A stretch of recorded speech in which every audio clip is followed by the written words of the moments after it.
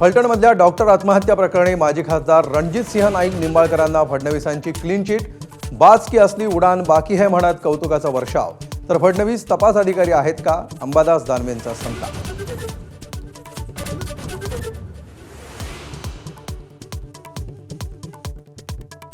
रणजितसिंह नाईक निंबाळकरांना अजून काम करायचंय, फडणवीसांकडून जाहीर कौतुक.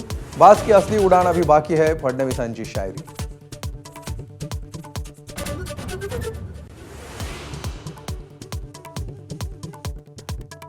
महिला डॉक्टर आत्महत्या प्रकरणातील आरोपी गोपाळ बदनेला 30 तारखेपर्यंत पोलीस कोठडी.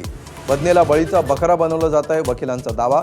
तर सुसाईड नोटवर शंका घेणं चुकीचं, सरकारी वकिलांचा युक्तिवाद.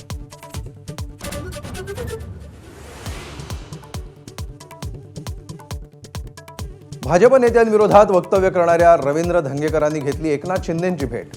महायुतीमध्ये दंगा नको, शिंदेंकडून समज, पण चांगला कार्यकर्ता असल्याचं सांगत थोपटली पाठ.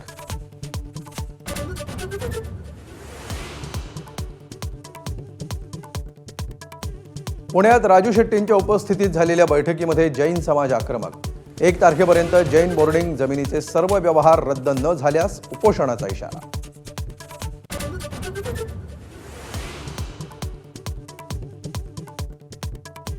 देवाभाऊ शिंदे आणि अजितदादा आहेत तोपर्यंत लाडकी बहीण योजना बंद होणार नाही. मुख्यमंत्र्यांचं फलटणमध्ये आश्वासन, तर भाऊबीज मिळतच राहणार, बहिणींना ग्वाही.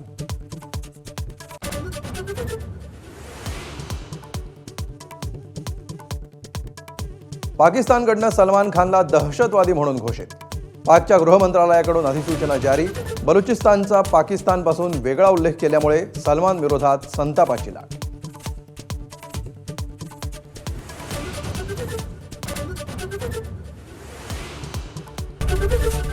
एबीपी माझा, उघडा डोळे बघा नीट.